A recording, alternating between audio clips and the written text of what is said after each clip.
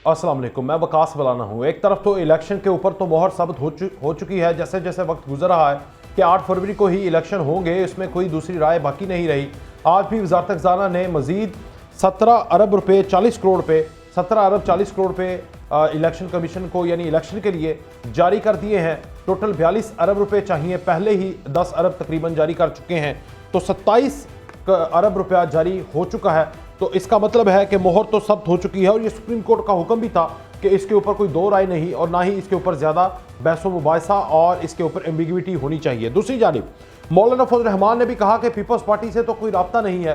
हाँ, अलबत्ता नून लीग के साथ सीट एडजस्टमेंट और इलेक्शन प्री पोल इलेक्शन की तैयारी जोर शोर के साथ जारी है कि पीके में हम उनकी मदद करेंगे, पंजाब में वो हमारी मदद करेंगे। मगर साथ उनका कहना था कि पंजाब में तो लाहौर में तो इलेक्शन सब कुछ सही है, तैयारी भी जारी है, मगर हमारे दो सूबों में इलेक्शन की तैयारी नहीं है और यहाँ पर इलेक्शन सारा माहौल जो है वो दहशतगर्दी की लपेट के अंदर है।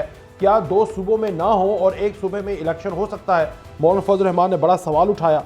फिर पाकिस्तान तहरीक इंसाफ ने इंट्रा पार्टी के इलेक्शन करवाए, उसके ऊपर शुको शुबहात इदारों ने भी किए, साथ इलेक्शन कमीशन से दरख्वास्त भी कर दी गई है। आपको पता है कि अकबर एस बाबर उस दिन भी आए और उन्होंने आकर कहा, ख्वाहिश का इजहार किया कि मैं इलेक्शन के अंदर हिस्सा लेना चाहता हूं, मगर उनको इलेक्शन में हिस्सा नहीं बल्कि जिन लोगों को नामजद किया वो बिला मुकाबला मुंतखब हुए और अब उनके खिलाफ दरख्वास्त जारी की है और ये दरख्वास्त है कि दोबारा इलेक्शन करवाए जाएं, क्योंकि 2 तारीख तक तो कोई बात ही नहीं थी कि इलेक्शन होंगे और ना ही वेबसाइट के ऊपर किसी किस्म की कोई इंफॉर्मेशन जारी थी।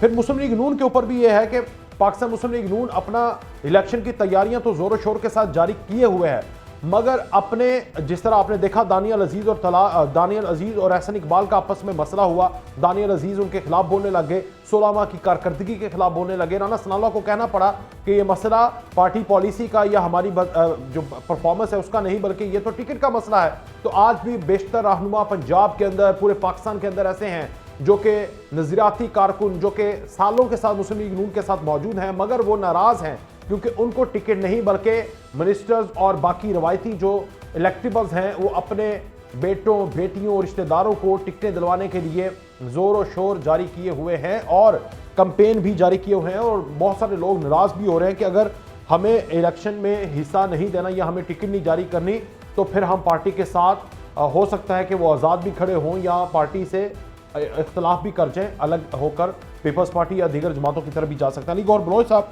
लालचंद मली साहब और रुबीना कायम खानी साहबा हमारे साथ मौजूद है, बहुत शुक्रिया। रुबीना साहबा, मैं आपसे आगाज़ करूंगा।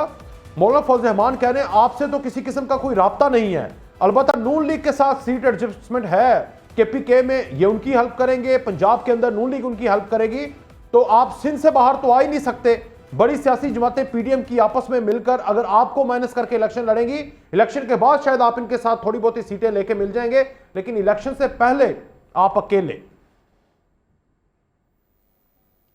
हाँ, मैं ये कहूंगी कि बड़ी रेडिकुलस सी बात है और कि मतलब मौलाना फजल रहमान साहब के साथ होने से पीपल्स पार्टी ने कभी इलेक्शन नहीं जीता, ना ही कभी हमने जो हमेशा असम्बलीज में आए वो मौलाना फजल जेयू आए हो या एमक्यूएम हो या कोई भी जमात हो या नून लीग हो, उनकी वजह से तो हम पार्लियामेंट तक कभी नहीं पहुंचे। हमारे पास एक अवाम का जो साथ है, जो अवाम का मैं समझती हूँ कि किसी भी पार्टी के लिए उसका वोट और उसका साथ होना जरूरी होता है, ना कि JUI या MQM या नून लीग या मैं समझती हूँ कि कोई भी पार्टी हो उसका साथ होना जरूरी नहीं है इलेक्शन में जीत कर आने के लिए और असम्बलीज में जो है वो जो है अपनी हुकूमत बनाने के लिए। तो हमारे साथ आपने देखा कि अभी रिसेंट जो है बलूचिस्तान में जिस तरह से जलसा हुआ और जो अवाम का साथ था, जो एक जमे गफीर था, आपने देखा चेयरमैन बिलावल भुट्टो साहब जहां पर भी गए वहां पर अवाम का पूरा साथ था। नहीं, पंजाब में बलूचिस्तान में आप इलेक्टेबल से मुलाकातें कर रहे हैं, नून लीग भी यही कर रही है, तो अवाम वाला मंजन तो ना बेचे हैं कि अवाम जिसके साथ होगी। आप दोनों की दौड़ इलेक्टेबल्स को अपने साथ मिलाने की है, नून लीग आपसे आगे बढ़ने की है। कोई हमसे मुलाकात, जी मैं ये कहूंगी कि कोई भी जो है वो अगर लीडरशिप के साथ मिलने की ख्वाहिश जाहिर करते हैं इलेक्टेबल्स, तो हम क्यों नहीं मिले जी। और पाकिस्तान पीपल्स पार्टी तो हमेशा एक मुफाहमत का जो है रास्ता अपनाती है। और आपने देखा होगा कि जब भी, क्योंकि मैं एक और चीज भी हम ये समझते हैं कि इस मुल्क का जो मसाइल का हल है वो कोई भी सोलो फ्लाइट, कोई भी जमात नहीं कर सकती। उनको मिल बैठ के, और पाकिस्तान पीपल्स पार्टी ने हमेशा है, आप देख लें सीओडी हो गया, अब दूसरे सेकंड सीओडी की भी बात हमने ही की, चार्टर ऑफ इकोनॉमी की भी बात हम ही करते हैं। तो हमारी तो कोशिश यही होती है कि मिल के और अगर मुल्की मसाइल का हल निकाल सकते हैं। लेकिन हुकूमतों का मैं समझती हूँ कि बनना और असम्बलीज तक जाना वो अवाम के वोट से मुमकिन हो सकता है, ना कि जो है इलेक्शंस में जो इत्तेहाद बनते हैं, जेओआई हो या नून लीग हो या एमक्यूएम हो, इससे पाकिस्तान पीपल्स पार्टी को कोई फर्क नहीं पड़ेगा। हमारे साथ अवाम है, हम वही रास्ता हमेशा से अपनाते हैं और आगे भी जो है 2024 में जो इलेक्शन होने जा रहा है 8 फरवरी को, इंशाल्लाह जो है वो अवाम का जो है वो ताकत का सरचश्मा अवाम है और हमें उन पे यकीन। चलें, अल्लाह करे आपको अवाम पे यकीन हो और अवाम भी आप पे यकीन करे और जो आपकी उम्मीदें हैं उसके ऊपर आप पूरा उतरें। लेकिन मली साहब देखें, मुस्लिम लीग नून तो बलोचिस्तान में जाकर बलोची जो बाप पार्टी है उसको आपस में मिला गई, KPK के अंदर उनको मौलाना फजल रहमान सपोर्ट करेंगे, पंजाब के अंदर वो उनको सपोर्ट करेंगे, पीपल्स पार्टी के साथ अवाम है। आपके लिए तो खाली हवा बची है, तो वो इनहेल करें, वो भी आपको लाहौर और कराची में फ्रेश नहीं मिलेगी, स्मोक वाटर। शुक्रिया वकास। देखें, कल मौलाना साहब ने नवाज शरीफ साहब से मुलाकात की और उस्ताद की बात की, और उस्ताद बनने के बाद या सेट के बाद जो मौलाना साहब ने बात कही है, मेरे नजदीक वो बहुत मायना खेज है। वो बता रहे हैं कि मुल्क में दहशतगर्दी है, KP में दहशतगर्दी है, ऐसे माहौल में इलेक्शन कैसे होंगे। वो बता रहे हैं कि वहां पे जो पुलिस है वो रात को नजर नहीं आती, प्राइवेट लोग जो हैं वो सड़कों पे होते हैं, तो ऐसे माहौल में इलेक्शन कैसे होगा। फिर वो कहते हैं हम इलेक्शन लड़ने के लिए मना नहीं करते, लेकिन फिर वो कहते हैं कि होगा कैसे। वो इस तरह के सवालात उठा रहे हैं और हम समझते हैं कि ये वही जो नवाज लीग को, पीपल्स पार्टी को, सब पार्टियों को खौफ है कि पाकिस्तान तहरीक इंसाफ जो है वो मकबूल तरीन जमायत है और वो उनसे हार जाएंगे। वो उनकी हर हरकत से, हर उनके मूव से वो जाहिर होता है। नहीं, ये जो बयान मौलाना फजल रहमान दे रहे हैं कि इलेक्शन नहीं होंगे, वो आपके खौफ की वजह से दे रहे हैं कि KPK और बलूचिस्तान में इलेक्शन नहीं होंगे। यार ये बात क्या बात करती है आपने? सर, आज जब सुप्रीम कोर्ट फैसला कर आपसे तो कीड़े मकोड़े नहीं लगते होंगे जो हालात बन गए आपके। जी जी बोलिए बोलिए, सुन रहा हूं मैं आपको। तहरीक इंसाफ वालों तो 30 सेकंड तो सुन लेना, फिर आप अपना भी फन का मुजाहरा जरूर करें। 30 सेकंड कम से कम जरूर सुन लेना। सुनाए। देखिए, अगर इनको खौफ नहीं है तो इस तरह की उनको तो मुतालबा करना चाहिए था नवाज शरीफ के साथ बैठकर कि इलेक्शन हर सूरत में टाइम पर होना चाहिए और कोई भी डिले हम कबूल नहीं करेंगे।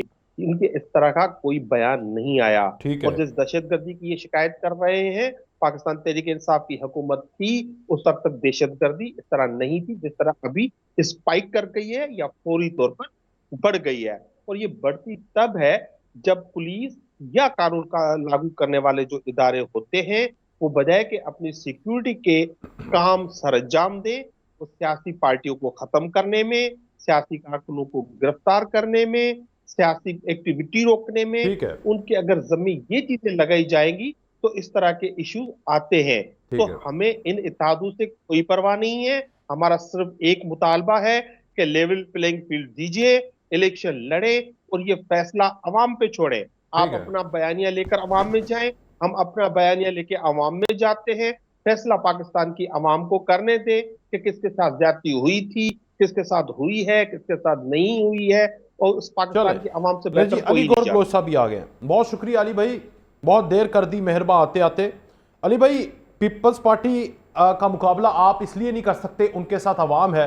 पाकिस्तान तहरीक इंसाफ तो बहुत मकबूल पार्टी है, आप जितने मर्जी इलेक्शन अलायंस कर लें, लाडले हैं आप, सिर्फ लाडले रहेंगे, अवाम के नहीं उनके जिनके सब बनना चाहते हैं। जनाब बिस्मिल्लाहिर्रहमानिर्रहीम।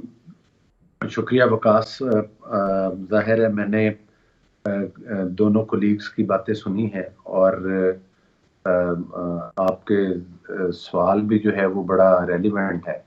देखिए, बुनियादी बात ये है कि हम पॉपुलर हैं या नहीं हैं, ये तो इलेक्शन बताएगा। लेकिन यहाँ पर एक मैं बात बताता चलूँ, दो चीजें बड़ी अहम है। पहली बात तो ये है कि जिस तरह से अभी दहशतगर्दी और दहशतगर्दी के वाकयात और इलेक्शन पर बात हो रही थी, सबसे बड़ी ताज्जुब वाली बात वो है कि जिस सो कॉल्ड सियासी जमात ने 9 मई के वाकयात किए, आज वो बैठ के टीवी पे भाषण दे रहे हैं कि दहशतगर्दी है या नहीं है। जिस चीज को फैलाने वाले दहशतगर्दी की डेफिनेशन बता रहे हैं, डेफिनेशन बता रहे हैं, मैं हैरान हूँ। और खास तौर पर मुझे इस बात पे भी तज्जुब है कि तहरीके तालिबान वाले जो हैं वो अपनी पार्टी को रजिस्टर क्यों नहीं करवा रहे, उनको भी निशान मिलना चाहिए। अगर पीटीआई वाले ये मुतालबा है या आपका गिला है? मेरी ये गुजारिश है, मेरी ये गुजारिश है कि वो लोग जिन्होंने एमएम आलम के जहाजों को आग लगा दी, वो लोग जिन्होंने इनके वो रेडियो स्टेशन जलाया जिससे कि पाकिस्तान के बनने का ऐलान हुआ, वो जो हमारे शोहदा की यादगारें थी उनको जला दिया, जो हमारे शोहदा के मुजस्मे थे उनको आग लगा दी और शोहदा की औलादें उससे लिपट लिपट के रोती रही। तो आपने पीटीआई को एकदम से उठा के तहरीके तालिबान के बराबर खड़ा कर दिया यार, कितनी बड़ी ज्यादती कर रहे हैं वकास साहब। मैं वही गुजारिश कर रहा हूँ कि जिन्होंने सरगोदा और मियां वाली की तनसीबात के ऊपर हमला किया, जहाजों को आग लगा दी, जिन्होंने के इससे पहले पीटीवी के ऊपर हमला किया, जिन्होंने रेड जोन के अंदर घुसे, जिन लोगों ने जो है वो सुप्रीम कोर्ट के इर्द गिर्द कब्रें खोदी, जिन लोगों ने जो है वो मतलब है कि सुप्रीम कोर्ट और असेंबली की दीवारों के और जंगलों के ऊपर शलवारें लटकाई, वो लोग कहते हैं कि पहले दहशतगर्दी नहीं थी, अब दहशतगर्दी हो गई है। और साथ ही साथ वो ये क्लेम वो तो कह ही नहीं रहे, वो तो मौलाना फजल रहमान को कोट कर रहे हैं। मौलाना फजल रहमान के खदशात तो आपने दूर करने मैं वही कहता हूं। पहली बात तो ये है कि पीएमएलएन ने अल्लाह के फजलो करम से लखूखा अवाम ने मीनारे पाकिस्तान के ऊपर अपने कायद मोहम्मद नवाज शरीफ का वालिहाना इस्तकबाल किया। ठीक है, पूरे पाकिस्तान ने देखा और पूरी दुनिया ने देख लिया। और उसके बाद अगर हमारी सियासी मुखालिफ पार्टी 40 दिन तक एक जलसा नहीं किया उसके बाद। जी बोलिए मेरी गुजारिश सुन लेना। उसके बाद हमारी मुखालिफ सियासी पार्टी जो हैं, अगर वो इलेक्शन में मतलब है इलेक्शन मोड में आकर हम पर तनकीद करते हैं, तो जाहिर है उनकी बात समझ में आती है कि उसके बाद उन्हें परेशानी तो लाहक हुई होगी और उस परेशानी में वो कहे हमारा वोट बैंक नहीं। और दूसरी बात ये, जो ये कहते हैं कि हमारा वोट बैंक नहीं है और हम पॉपुलर नहीं है, वो बाकी इलेक्शन छोड़ दे। मैं 2013 की मिसाल नहीं देता, 2018 के इलेक्शन देख लें। वो इलेक्शन कि जिस इलेक्शन में हमारी पार्टियों को तोड़कर दूसरे लोगों की पार्टियों में घुसेड़ा गया, नैब के जरिए डरा धमका के, जिस इलेक्शन में हमारी तमाम सियासी लीडरशिप को जेलों के अंदर बंद किया गया, जिस इलेक्शन के अंदर आरटीएस सिस्टम के जरिए हमारे वोट चोरी किए गए, फिर भी पंजाब की वाहिद लार्जेस्ट पार्टी पंजाब असेंबली के अंदर हम थे, पीएमएलएन थी, और कौमी असेंबली में ऑपोजिशन की सबसे बड़ी का बदला उसी तरीके से आप लेने की कोशिश कर रहे हैं। 8 फरवरी वाले हम ये कह रहे हैं कि उस वक्त भी अगरचे हमारे खिलाफ जो फैसले थे वो बड़े बायस्ड किस्म के थे और झूठे मुकदमात थे, लेकिन उस वक्त भी हमने, हमारी लीडरशिप ने कानून के आगे अपने आप को सरेंडर किया। आज भी हम अदालत के दरवाजे पर खड़े हैं। डन हो गया। आप ये बताएं जी रुबीना साहब, मैं मौलाना साहब एक सेकंड, 2002 का इलेक्शन हुआ, नवाज शरीफ साहब इलेक्शन से बाहर। 2008 का इलेक्शन हुआ, नवाज शरीफ साहब इलेक्शन से बाहर। खुद 2018 का इलेक्शन हुआ, नवाज शरीफ साहब इलेक्शन से बाहर। ठीक है, ये हमें लाडला कहते हैं। इसका मतलब है कि ये चाहते हैं कि नवाज शरीफ साहब जो है वो मतलब है कि वो इलेक्शन ना कॉन्टेस्ट कर सके, वो झूठे मुकदमात से बरी ना हो, ये चाहते हैं। ठीक है, ये टांगे तो फिर उन लोगों की कांपती हैं जो नवाज शरीफ से खाइफ है, जो पीएमएलएन से खाइफ है, जो पीएमएलएन की लीडरशिप से खाइफ है, उन लोगों की टांगे कांप रही हैं, वो जो कोई भी हो। तो गुजारिश करने का मकसद ये है, पीपल्स पार्टी वाले भी हो सकते हैं, इलेक्शन की तरफ बढ़ रहे हैं। हमारी पार्टी में रोज इंटरव्यूज हो रहे हैं, टिकट्स के लिए बोर्ड बन चुके हैं। आज भी केपीके के उम्मीदवार, मैं पूछता हूं आपसे, टिकट्स जिस तरह डिवाइड हो रहे हैं, तकसीम किए जा रहे हैं, उसके ऊपर बड़े सवालिया निशान है, वो मैं आपसे पूछता हूँ। पहले जरा रुबीना साहबा, नवाज शरीफ के आने से जरदारी साहब कितना को खाइफ हैं? बिलावल साहब की परेशानी तो जलसों के अंदर नजर आ रही है, जरदारी साहब भी हुए परेशान, दिन ब दिन बढ़ती जा रही है मकबूलियत, करीब आ रहे हैं हुकूमत के नवाज शरीफ साहब। मैं ये कहूँगी, देखें, मैं ये कहूँगी कि पाकिस्तान पीपल्स पार्टी को एक जमहूरी जमात है और हम जो है एक लिबरलिज्म पे जो है वो यकीन रखते हैं। आपको 2008 का जो है इलेक्शन याद होगा, उस वक्त भी जो है नवाज शरीफ साहब जो है बाइकआउट कर रहे थे और हम लेकर आए उनको कि इलेक्शन में आए और इलेक्शन का हिस्सा बने। और अब हम कैसे खाइफ हो सकते हैं? बिल्कुल हर जमात का, बल्कि अगर पीटीआई है या कोई भी नून लीग है या कोई भी जमात है, उसका एक राइट बनता है कि वो इलेक्शन के प्रोसेस का हिस्सा बने और उसमें हिस्सा ले। कोई भी अगर पॉलिटिकल पार्टी है उसकी एक, मैं समझती हूँ कि ये तो उसका हक है कि वो इलेक्शन का हिस्सा बने। और हम कैसे नवाज शरीफ साहब से खाइफ हो सकते हैं? हाँ, हम इस बात से खाइफ होते हैं कि अगर कोई बाहर बैठा हो, कोई कॉन्विक्ट हो और उसको जो है वो बेल दे दी जाए और फिर जो मुल्क छोड़ के चले जाएं और उनको जो है लेवल प्लेइंग फील्ड दी जाए और जो मुश्किल हालात में इस मुल्क में बैठे हों, जिन्होंने शहादतें दी हों, जिनके वर्करों ने शहादत, यानी आप कह रहे हैं कि मौका उन्हें क्यों जो है लाडला उन्हें क्यों बनाया जा रहा है, हमें बनाया? 14 साल 6 महीने जो है वो जेलें काटी हों, केसेस का सामना किया हो और एक भी केस जो है उसमें प्रूफ ना हो, तो ये तो आवाम देख रही है ना। इसीलिए हम कहते हैं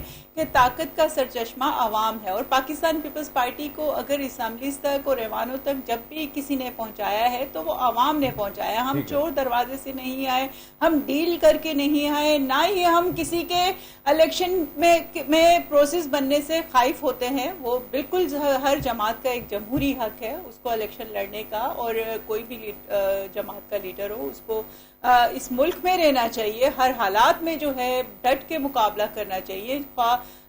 किसी भी तरह के हालात हो, डील नहीं करनी चाहिए, चोर दरवाजे से नहीं आना चाहिए, क्योंकि अभी इस चीज का मुतहम्मिल पाकिस्तान हो ही नहीं सकता। देखिए, एक 32 साल जो है इस मुल्क में एक जो है वो डिक्टेटरशिप का दौर रहा है और बहुत कम जो है सिविलियन को हुकूमत मिली है और उसमें अगर तमाम सियासी जमातें इकट्ठी होके सिस्टम के लिए फाइट नहीं करेंगी तो मैं समझती हूँ कि आगे जो है हमें मसाइल का हल नजर नहीं आता अगर इसी तरह से डील और इसी तरह से चोर दरवाजे से लोग आते रहे। आप देख लें 2018 में क्या हुआ, एक एक्सपेरिमेंट किया जिसको जो है वो जो अहल ही नहीं था इलेक्शन लड़ने के, और जिसको पता ही नो हाउ ही नहीं था कि पाकिस्तान के मसाइल क्या हैं, उनको हल कैसे किया जा सकता है, तो वो किस तरह से जो है वो तरक्की लेकर आ सकता है। तरक्की वही लीडरशिप लेकर आ सकती है जिसने जो है सी पैक किया हो, जिसने इस मुल्क को एटमी पावर बनाया हो, जिसने बेनजीर इनकम सपोर्ट जैसे प्रोग्राम दिए हो, जिसने आगाज़े हकूक़े बलोचिस्तान की बात की हो, उसको आगाज़े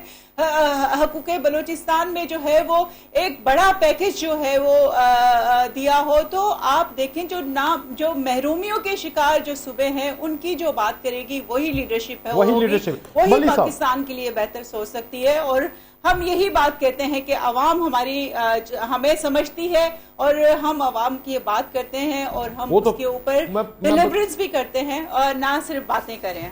मैं पूछता हूँ आपसे, कराची की आवाम आपको कितना समझ चुकी है, लेकिन मल्ली साहब पहले आप बताइए सर, एक तो दहशतगर्दी की डेफिनेशन करे ना तो बड़ा अजीब सा लगता है। तहरीक तालिबान और आप में यही फर्क है कि वो ये नहीं कहते कि हम बड़े मकबूल हैं। बकौल अली गौहर बलोच। देखें, जी मैंने सुना, अली गौहर भाई मेरे काबिल एहतराम है, लेकिन उन्होंने जो लंबी ISPR की प्रेस रिलीजेस जो हमें पढ़ के सुनाई है, कौम बार बार पढ़ क्या मतलब की है, कौन सी ISPR की है? नहीं, इस पर मैं रिबटल देता हूँ, ऐसी कोई प्रेस रिलीज है क्लियर जी? ये तो उनका अपना मौकिफ है, पॉलिटिकल मौकिफ है। जब ना बीच में ना लाएं। जी बोलिए, आगे बोलिए।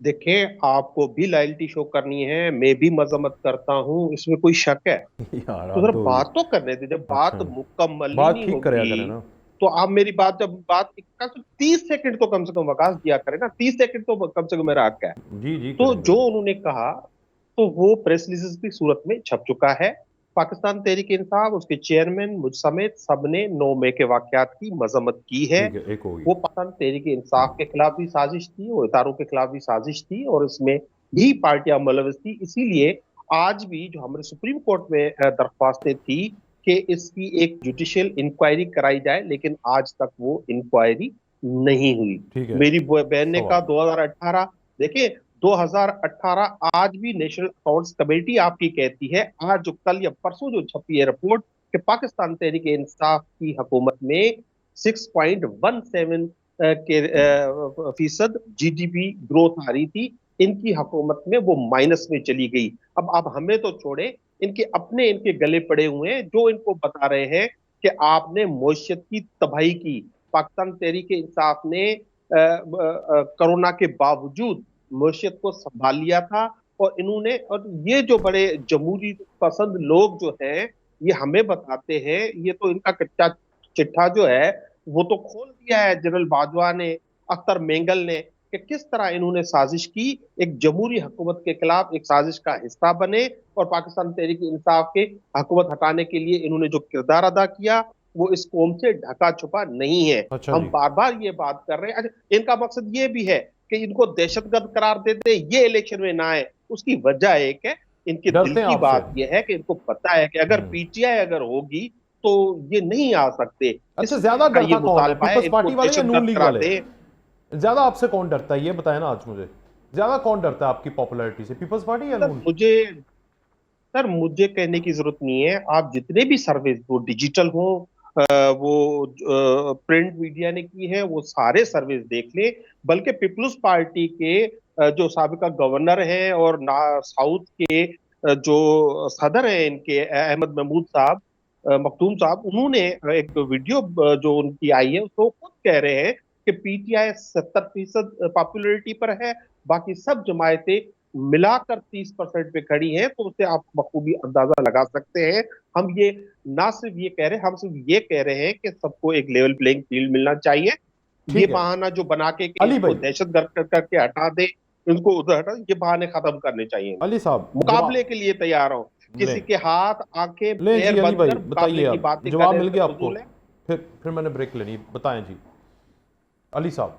देखिए, बात ये है कि जहां तक ये बता रहे हैं कुलर पार्टी हैं और ये मईशत पर भाषण दे रहे थे, इनसे पूछें कि जब 2018 में इनको मुल्क मिला तो उस वक्त जीडीपी ग्रोथ रेट क्या था? जब ये आरटीएस सिस्टम के जरिए वोट चुरा कर आए थे तो उस वक्त जीडीपी ग्रोथ रेट क्या था?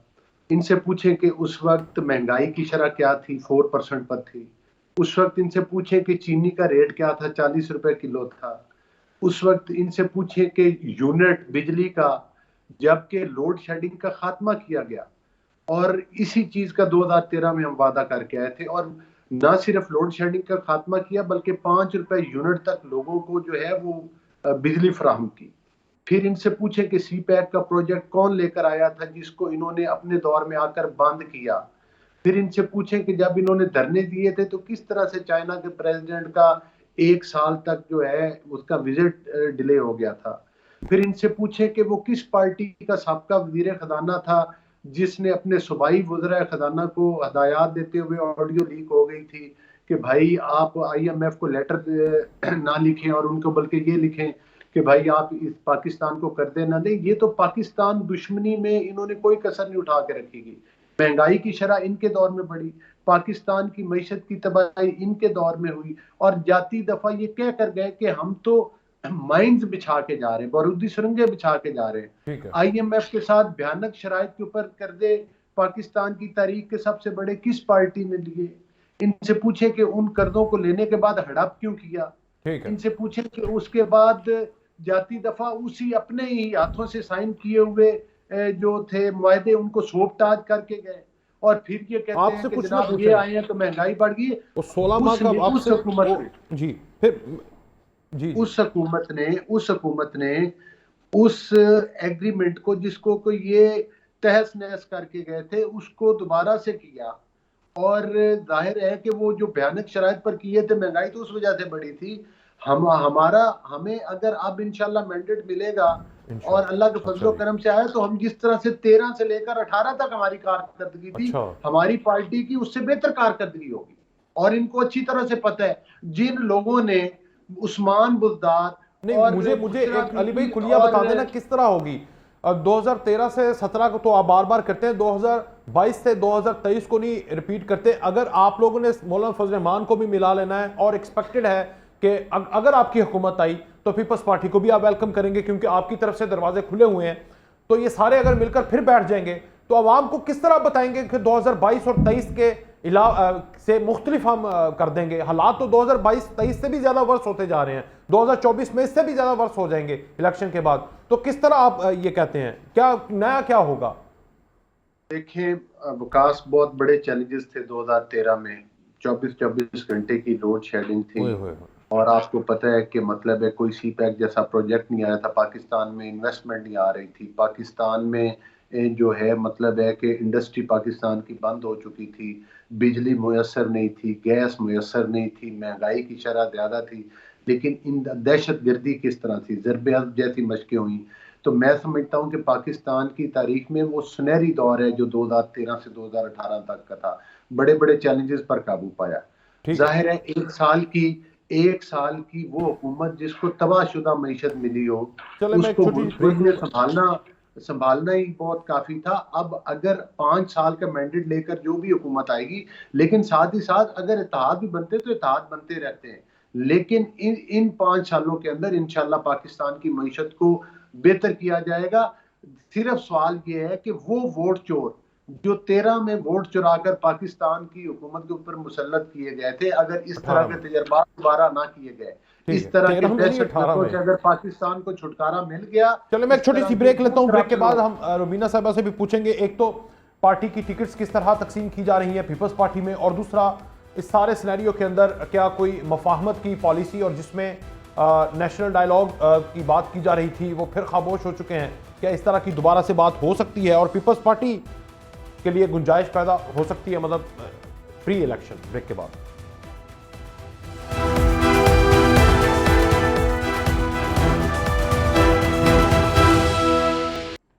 एक बार फिर से खुशामदीद रुबीना साहबा। ये टिकट्स का किस तरह आप लोग कर रहे हैं? नून लीग के ऊपर इल्जामात लग रहे हैं, पाकिस्तान तहरीक इंसाफ के इंटर पार्टी के ऊपर वो पिटीशन में चले गए, पाकिस्तान पीपल्स पार्टी का क्या आलम है?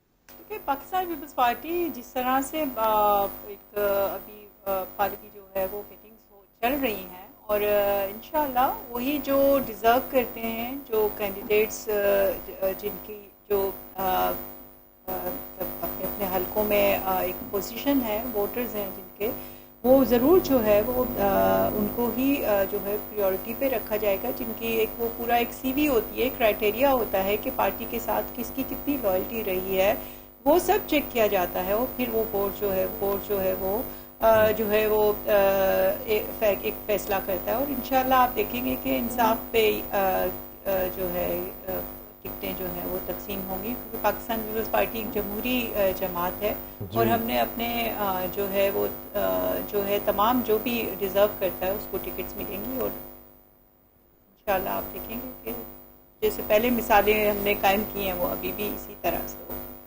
ठीक। मल्ली साहब, आप बताइएगा कि वकीलों के अलावा कोई मिल गया बंदा टिकट देने के लिए?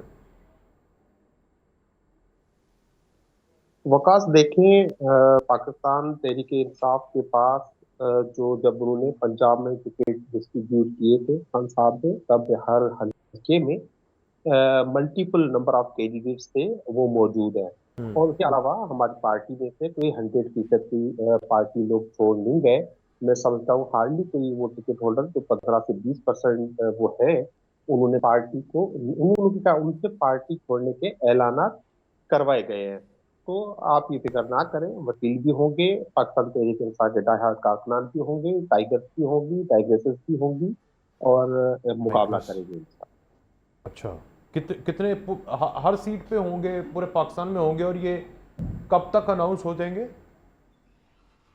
मतलब तो देखिए, पाकिस्तान तहरीक इंसाफ शेड्यूल के अपनी फौरन इंटरनल बाद। वर्किंग जी कर रही है उसमें। जी जी जी।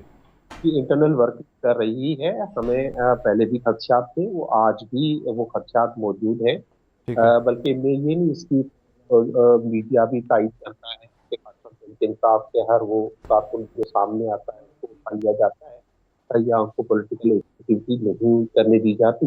हमारे कैंडिडेट्स का हम इस वक्त अनाउंस नहीं कर सकते। इसकी वजह ये है कि हम उनकी जान या उनका जो सारा प्रॉस्पेक्ट्स है वो खतरे में हम नहीं डालना चाहते। शेड्यूल का ऐलान होगा, आप देखेंगे इंशाल्लाह पाकिस्तान के हर हल्के से सूबाई व कौमी असेंबली के लिए हमारे उम्मीदवार जो है वो टिकट जमा कराएंगे। ठीक।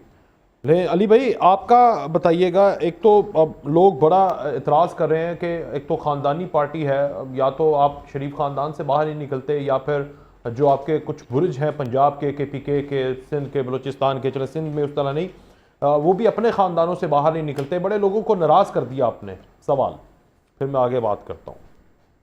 देखिए वकास, बात यह है कि इसमें तो कोई शक शुबे वाली बात नहीं है कि नवाज शरीफ साहब हमारी पार्टी के कायद हैं और पाकिस्तान में सियासी तौर पर जो उनकी खिदमात हैं और पाकिस्तान में जो उनकी माशी खिदमात हैं और जो पाकिस्तान को इस्तेहकाम देने के लिए, पाकिस्तान की सलामती के लिए जो उनकी खिदमात हैं, वो पाकिस्तान के अवाम उनसे बड़ा प्यार करते हैं। अच्छा। और वो हमेशा पाकिस्तान की पॉपुलर लीडर रहे हैं। और इस चीज का मुजाहरा उस वक्त भी इन लोगों ने देख लिया जो मीनार पाकिस्तान का जिस तरह से मैंने जलसा कहा। दूसरी बात यह है कि हमारी पार्टी की, मुझे बताए, वो तो आज तक कहते हैं कि वो सारे पटवारी आपने इकट्ठे किए थे, सरकारी जलसा था। आप जितना मर्जी बताएं, अवाम जानती है तहरीक इंसाफ की जुबान से, बकौल तहरीक इंसाफ। जनाब देखें, वो जाहिर है कि वो जिन लोगों ने सोशल मीडिया के ऊपर एक गालम गलोच ब्रिगेड भर्ती की हुई है और जिसको अरबों रुपए पंजाब और KPK से भी जिनको भर्ती करके गालम गलोच पे रखा हुआ था और डिसइंफॉर्मेशन के लिए, वो तो यही कहेंगे। लेकिन इनको बड़ा पता है, वो तो हर पार्टी का बंदा, हर पार्टी का कैंडिडेट, हर पार्टी के सरकर्दा लोग अपने अपने हलकों से लेकर आए। बल्कि हमारे पास तो कन्वेंस भी इतनी नहीं रही थी जितने लोग उस जलसा में आना चाह रहे थे। दूसरी गुजारिश ये है कि नवाज शरीफ साहब की पार्टी में तो तमाम वो लोग, मैं भी एक कारकुन हूँ पार्टी का, अल्हम्दुलिल्लाह MNA मुंतखब हुआ, और पार्टी में तो हर कारकुन को, हर मतलब टिकट होल्डर, सारी पूरी जो तंजीम है, ये बेशुमार लोग हैं जो ग्रास रूट लेवल से सियासत में आए हैं, जो लोकल बॉडी की सियासत करके ऊपर आए, बेशुमार वो लोग हैं। ये कहना कि खानदानी पार्टी है, मुझे ये बताएं कि जिस वक्त शायद खान अब्बासी साहब प्राइम मिनिस्टर बने थे, उस वक्त मतलब है कि कोई और भी फैमिली से बन सकता था। लेकिन ये वही पार्टी है कि जिसके वजीर आला है जो वो गुलाम अहमद साहब भी रहे थे पंजाब के अंदर। तो ये कहना कि खानदानी, हाँ, नवाज शरीफ साहब की शख्सियत का एक सहर जरूर है और वो उनकी कारकर्दगी की वजह से है, वो इसकी पाकिस्तान की खिदमत की वजह से है और वो उनकी कारकर्दगी की वजह से है। और उस कारकर्दगी से और उस कामयाबी से अगर कोई पार्टी खाइफ है या कोई पॉलिटिकल जो हरीफ है वो खाइफ है, तो उसमें तो कुछ नहीं कहा जा सकता। ठीक। अच्छा रुबीना साहबा, आप बताइएगा, एक तो तहरीक इंसाफ की एक चीज़ तो वजह है कि आप अपने ख़ानदान से बाहर नहीं निकलते, नून लीग अपने ख़ानदान से बाहर नहीं निकलती, इसको किस तरह एड्रेस करेंगे? और दूसरा, ये अकबर एस बाबर साहब PTI के इंट्रा पार्टी इलेक्शन को चैलेंज कर रहे हैं, ये ठीक है? सवाल।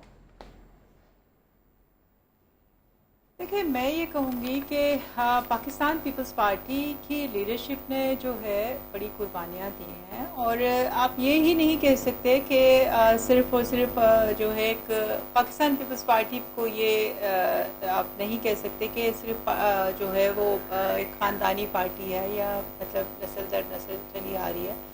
हाँ, बेशक, क्योंकि शहीद जुल्फ़िकार अली भुट्टो ने जो है कुर्बानी दी थी और फिर उसका जो अलम उठाया वो शहीद मोहतरमा बेनज़ीर भुट्टो ने उठाया और एक डिक्टेटरशिप का मुकाबला किया और उसमें तमाम लोगों को जमा किया, तो वो ऑटोमेटिक ही जाहिर सी बात है फिर शहीद जुल्फ़िकार अली भुट्टो के बाद जो है वो बेनज़ीर भुट्टो ने जब इतनी स्ट्रगल की तो वो उन्हीं को उनमें एक लीडराना सलाहियत थी, तो उनको अवाम ने माना और उनके साथ जो है बड़े इंटेलेक्चुअल लोग जो है, बड़े एक पढ़ा लिखा तबका जो है वो उनके साथ चला, उस तहरीक का, उस डिक्टेटरशिप के खिलाफ जो है वो खड़ा हुआ। आज अगर चेयरमैन बिलावल भुट्टो साहब के साथ भी अगर लोग हैं तो आप देखिए उनकी जहानत की वजह से खुद शहबाज शरीफ साहब ने ये माना है कि एक यंग फॉरेन मिनिस्टर जिसने डिलीवर करके दिखाया और अपने आप को मनवाया। अगर पाकिस्तान पीपल्स पार्टी की लीडरशिप को अगर आप कहते हैं तो पाकिस्तान पीपल्स पार्टी की लीडरशिप ने अपने आप को मनवाया है। आसिफ अली जरदारी साहब भी अगर आप देखें कि 14 साल 6 महीने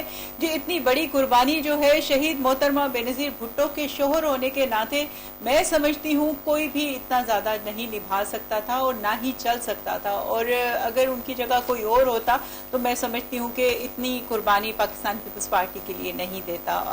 और दूसरा मैं ये कहूँगी कि अगर आप देखें कि हमने तो जो है राजा परवेज अशरफ हैं, यूसुफ रजा गिलानी साहब हैं, मखदूम अमीन फ़हीम हैं, हम और भी मतलब बहुत सारे ऐसे नाम हैं जो जिनके पास बड़े बड़े ओहदे रहे हैं, प्राइम मिनिस्टर के ओहदे रहे हैं, जो पार्टी की लीडरशिप के जो है वो ओहदे रहे हैं। तो ये कहना कि पाकिस्तान पीपल्स पार्टी जो है वो मोरोसी सियासत करती है तो मैं समझती हूँ ये बिल्कुल ठीक नहीं होगा। और हाँ, अगर पाकिस्तान पीपल्स पार्टी की लीडरशिप है तो उसने अपने बलबूते पे अपने आप को मनवाया है और फिर जो है वो जाहिर सी बात है जो उनका राइट बनता है, ये तो एक जमहूरी सिस्टम है, मैं समझती हूँ इस काबिल है कि पाकिस्तान पीपल्स पार्टी को लीड कर सके शहीद मोहतरमा बेनज़ीर भुट्टो की सूरत आगे बढ़ते हैं, वो आसिफ अली जरदारी साहब की या बिलावल भुट्टो साहब की सूरत में। नहीं जी मल्लिक साहब, फिर मैं आप सबसे मौक़िफ़ लूँगा। खान साहब कल सहाफ़ियों से उन्होंने मुलाकात की, एक तो उन्होंने कहा कि मैं डट के खड़ा हूँ, मैं जेल के अंदर इबादत समझता हूँ इसको और मैं कभी भी डील नहीं करूँगा, बाहर नहीं जाऊँगा, भागूंगा नहीं। साथ उन्होंने कहा कि बुशरा बीबी साहिबा से मैं कभी मुलाकात नहीं हुई थी, मैंने उनको देखा तक नहीं था। ओन चौधरी साहब ने कहा ये झूठ बोल रहे हैं, सदी का सबसे बड़ा झूठ है, हल्फन कुरान उठा के मेरे साथ बात कर लें। और आज जो गैर शरई निकाह केस है उसमें उनके जो घरेलू मुलाजिम है खावर मानिका के, उन्होंने भी बयान कलमबंद करा दिया। उन्होंने कहा कि ये जी मुझे खावर मानिका कहते थे कि जाकर देखो कमरे में कौन है, मैं कमरे में जाता था तो वो मुझे साथ नहीं बिठाते थे बल्कि कहते थे कमरे से बाहर चले जाओ। ये तो गले पड़ गया सर मल्लिक साहब आपके, खान साहब के ये केस। तो वकास भाई बात यह है कि इमरान खान के खिलाफ क्या क्या साजिशें नहीं की गई आफ्टर असैसिनेशन, नहीं इसमें साजिश क्या है? वो तोशा खाना लाए, वो तोशा खाना बताएंगे ना अभी आप, वो खत्म हो गया, वो साइफर केस लाए वो सिफर हो गया, कातलाना हमले करवाए, उनको मारने की कोशिश की गई, उनको जख्मी किया गया, उनके खिलाफ जो भी साजिशें हो रही हैं वो इंशाल्लाह नाकाम होगी। हाँ, जो इमरान खान ने कल कहा वो रिएश्योरिंग है इस मुल्क की 26 करोड़ अवाम के लिए। ये 26 करोड़ अवाम जिससे धोखे होते रहे, जिनसे लीडरान कहते थे कि हम आपके लिए बस मरे जा रहे हैं, लेकिन जब उनके वक्त मुश्किल आया तो वो मुल्क छोड़ के भाग गए। उन्होंने डील्स की, डील्स के बादशाह बने और आज भी बने हुए हैं। लेकिन इमरान खान अपनी कौम के साथ खड़ा हुआ है, अवाम के साथ खड़ा हुआ है, किसी डील से इनकारी है और वो जेल में रहना पसंद करता है बजाय इसके कि वो मुल्क छोड़ के चले जाए। एक बात मैं और ऐड करूंगा कि अलीगौर भाई ने नवाज शरीफ के 2013 की हुकूमत के तो एदाद और शुमार बता रहे हैं, लेकिन शहबाज शरीफ को ये ऑन नहीं कर रहे हैं। मुझे लगता ये है कि अलीगौर भाई भी नवाज ग्रुप जो है उसके मेंबर है, क्योंकि आजकल नवाज शरीफ और शहबाज शरीफ की बड़ी जंग छिड़ी हुई है। ये आज का है, दानियल अजीज ने कहा है कि मुझे इसलिए सजा दी जा रही है कि मैं नवाज शरीफ के साथ हूँ। आप मुझे बताएं, तो अली भाई को भी सजा मिलेगी, शहबाज शरीफ के साथ था। नहीं मुझे नहीं पता, ये मेरे भाई है, इनको बिल्कुल नहीं मिलना चाहिए। लेकिन मैं बात कर रहा हूँ कि ये उस हुकूमत की तो बात कर रहे हैं, फिर ये वो बताते तो इनको तब भी बताना देना चाहिए कि 1947 में पाकिस्तान आजाद हुआ था तो रुपए में और डॉलर में क्या फर्क था। देखिए जो उनकी लास्ट आप भी बताते रहे यार, आपने तो 60 साल में बताया, 4 साल के अंदर, तो आपके 4 साल ही ना बताए। चले जाता था लंदन, ठीक है। ले जी, आप दोनों के लिए सर सवाल एक ही है, यहाँ पे हुकूमत करता था। ये है कप्तान जो जेल के अंदर भी डट के खड़ा है, 19 लाख का साइकिल मंगवा के वर्जिश कर रहा है, मजीद स्ट्रांग हो रहा है, मजबूत हो रहा है। उसके ऊपर जितनी मर्जी कैरेक्टर असैसिनेशन करें, कीचड़ उछालें, गैर शरी निकाह, मुद्दत, इद्दत, व्हाटएवर, वो नहीं हिलेगा। हिलेंगे तो आप भगोड़े, क्योंकि आप हैं बकौल उनके। जनाब अली भाई, फिर मैं रुबीना साहबा से पूछता हूँ। देखिए, बात यह है कि अगर साबका चेयरमैन पीटीआई जो है वो आज जेल के अंदर बंद है तो अपने करतूतों की वजह से, और अगर उन्हें जवाब देना है तो वो अदालतों में और जज साहब के आगे जवाब दें। और जो कुछ उन्होंने किया है उसका कच्चा चट्टा खुल के उनके सामने आ रहा है। मुझे ये बताएं कि खाबर मानेका साहब के साथ जो कुछ हुआ है, क्या वो नून लीग वालों ने करवाया है? जो आज उनके मुलाजिम ने बयानात दिए हैं, क्या वो हमारे कहने के ऊपर दिए हैं उन्होंने बयानात? ये उनके अपने जाती मामलात हैं। देखिए, जाती मामलात के ऊपर बात करना ज्यादा मुनासिब नहीं है, लेकिन ये मामलात हमने नहीं उठाए, ये बुशरा बीबी के साबका खामन ने उठाए हैं। और ये वही कुछ हुआ है। अगर उन्होंने इद्दत के अंदर निकाह किया था तो वो जो निकाह पढ़ाने वाले मुफ्ती साहब थे उन्होंने भी अदालत के अंदर जाकर बयान दिए। वो तो उन्होंने एक कानूनी जुर्म किया है। अब उस किस्म के जो उनके किरदार के ऊपर चीजें उठती, आज तक उसकी कोई तरदीद भी नहीं आई। और वो मतलब है कि झूठ पर नहीं, ये तो खान साहब को खुद सोचना चाहिए था, क्योंकि जो बंदा लीडर होता है वो एक पब्लिक प्रॉपर्टी होता है, उसको कुछ ना कुछ ख्याल करना चाहिए। लेकिन ये तो उनका अपना कच्चा चट्टा है जो खुल के उनके अपने लोगों के सामने ला रहे हैं।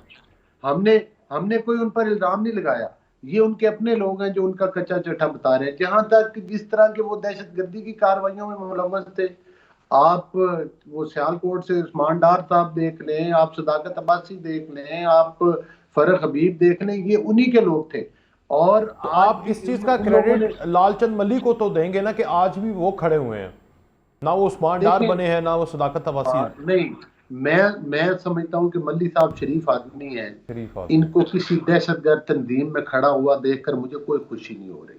तो इनको और मैं समझता हूँ कि जिस तरह से इन वाकयात के बाद छोड़ दे, मल्ली साहब अच्छे रहेंगे, जिसका कि सरगुना चेयरमैन पीटीआई है, उसके बाद मैं तो समझता हूँ कि मल्ली साहब बड़े क्रेडिबल आदमी हैं। इनको स्पेस देनी चाहिए कम अज कम। उस गिरोह के साथ पाकिस्तान के अवाम इनको नहीं देखना चाहते, इनके हल्के के लोग उसके साथ नहीं देखना चाहते जहाँ ये खड़े हुए हैं। और दूसरी गुजारिश ये है कि जो कुछ जिस तरह से फरा गोगी और बुशरा बीबी का नेक्सस बनाकर पाकिस्तान को लूटा गया और पाकिस्तान को माशी तबाही इनकी करप्शन की वजह से हुई है।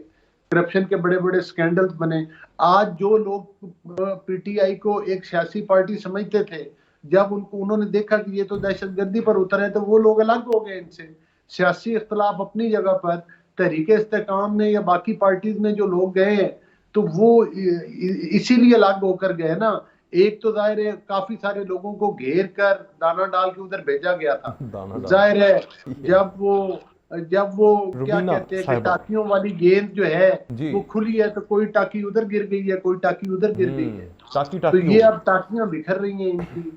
दूसरी गुजारिश वापस आ जाए यार, चले जल्दी बात करें, फिर मैं रुबीना साहबा की तरफ जाऊंगा इसी पॉइंट इस सवाल को लेकर। देखिए बात ये है कि वो इनका शरादा बिखर चुका है, ग्रास रूट लेवल पर बिखर चुका है। जिस तरह से ये पार्टी मार्दे वजूद में आई थी उसी तरह से बिखर चुकी है। और इनका कोई पॉलिटिकल स्ट्रक्चर इस वक्त मुल्क में मौजूद नहीं है। बाकी रहेगी बात ये कि जो उनके ऊपर केसेस हैं, मैं समझता हूँ कि उनके मेरिट के ऊपर फैसले होने चाहिए। ये अभी बता रहे थे साइफर में भी कुछ नहीं है, ये कह रहे हैं कि वो जिस केस में सजा हो चुके हैं तोशा खाना के उसमें भी कुछ नहीं है। तो फिर ये तो कहेंगे वारंट फंडिंग में भी कुछ नहीं है, ये तो कहेंगे बीआरटी पेशावर में भी कुछ नहीं है, ये तो कहेंगे जुलामी ट्रीज में भी कुछ नहीं है। तो मकसद ये है कि जो अरबों रुपए फरा गोगी की जेबों में डालकर किसने फरार करवाया? मैं पूछता हूँ इनसे, लेकिन पहले रुबीना साहबा आप बताइएगा, एक चीज का क्रेडिट तो देना कि कप्तान डट गया है। रुबीना साहब, कप्तान को तो डटना ही था, क्योंकि कप्तान के घेरा जो तंग हो गया है अभी, और कप्तान ने जो काम किए हैं जिस तरह के 9 मई के जो वाकयात हैं, वो मैं समझती हूँ कि किसी भी मुल्क के लिए जो है वो टॉलरेट नहीं करेगा कि जिस तरह से एक दहशतगर्दी का जो आलम था, जिन्ना हाउस पे हमला, फिर GHQ पे हमला, फिर कप्तान तो बिल्कुल ही सर चढ़ के जो है वो बोलने लग गए थे ना, आपके सर के ऊपर ही नाचना शुरू हो गया था कप्तान। तो फिर अब उसको जो है वो उसकी मैं समझती हूँ कि उसको क्या कहते हैं कि वो कन्फाइन करना ही होगा कि जिस तरह से वो जो है वो अगर अपनी किए की वो सज़ा काट रहा है। और एक मैं समझती हूँ कि इसी तरह के अगर एक्सपेरिमेंट होंगे मुल्क में, हम बार बार यही कहते हैं कि तो फिर जो है मुल्क को नुकसान ही होगा, मुल्क पीछे ही जाएगा, मुल्क आगे की तरफ नहीं जाएगा। बाकी मैं यही कहूँगी कि देखिए पाकिस्तान को इस वक्त जो है एक मुआशी जो है इस्तेहकाम की ज़रूरत है, एक नौजवानों के लिए एक प्रोग्राम की ज़रूरत है जो यूथ की बात करे, जो नौजवानों को डिट्रैक्ट नहीं करे, नौजवानों को बद इखलाकी ना सिखाए, नौजवानों को ये सिखाए कि आपने मुल्क में तरक्की का हिस्सा कैसे बनना है। जिस तरह से चेयरमैन बिलावल भुट्टो साहब का जो विजन है, मैं समझती हूँ, मैं तो बड़ी इंस्पायर हुई हूँ कि एज ए पार्टी वर्कर तो मेरा एक उनके साथ लिंक है ही, लेकिन जो उनकी स्पीचेस हैं और जो उनकी बात करने का और जो एक विजन है वो एक किसी 70 साल के बुढ़े बाबे में भी नहीं है, जो मैं समझती हूँ कि बड़ा कहता था कि मैं यूथ का लीडर हूँ। यूथ के लीडर ऐसे नहीं होते जो उनको, हाँ नवाज शरीफ साहब भी हो सकते हैं, वो कोई भी, उनको अपनी यूथ को, अपने लोगों को एक लाइन देनी होती है। अली भाई आप बताइए फिर मसाइल के हल बताना होता है। अली साहब आपको भी चाहिए, मलिक साहब आपको भी चाहिए, चेयरमैन बिलावल भुट्टो साहब को माइनस करें। मैं समझती हूँ इस मुल्क को जो है बहुत खूबसूरत और एक बहुत इंटेलिजेंट नौजवान इस मुल्क को मिला है, हमें उसकी कदर करनी चाहिए, उसकी सलाहियतों से जो है हमें इस्तेफादा हासिल सबके जाऊं। ठीक है जी मल्ली साहब, एक तो आपको पार्टी छोड़ देनी चाहिए और दूसरा यार नौजवानों को आगे आना चाहिए। लाइक बिलावल आपके भी चेयरमैन हैं तो 70 साल के बूढ़े हैं लेकिन फिट हैं, लेकिन हैं तो बाबे ना। और फिर अली साहब भी जल्दी बताएं, उसके बाद चलते हैं। वकास, वो आपने पहले इद्दत के हवाले से सवाल किया, मैंने उसका जवाब इसलिए नहीं दिया क्योंकि उसका रिलीजियस एंगल है और मैं माइनॉरिटी ग्रुप से ताल्लुक रखता हूँ। ठीक है, लेकिन मुझे यकीन है इस्लाम एक जो है एक अजीम मजहब है और उस मजहब में कम से कम किसी को मजबूर कर रहा कि वो अपनी औलाद की माँ के खिलाफ इस तरह के इल्जामात लगाए, उसकी इजाजत नहीं, इतना कम से कम मैंने पढ़ा है और मुझे यकीन है। ठीक है, जब तक बाबू की बात है, बुजुर्गों की बात है, चलो जी टाइम खत्म हो गया। अली भाई से माजरत, को घर से शुरू कर देना चाहिए। आपका बहुत शुक्रिया, अली साहब आपका भी बहुत शुक्रिया और रबीना साहब आपका भी बहुत शुक्रिया। आज के प्रोग्राम से इतना ही, इजाज़त, अल्लाह हाफ़िज़।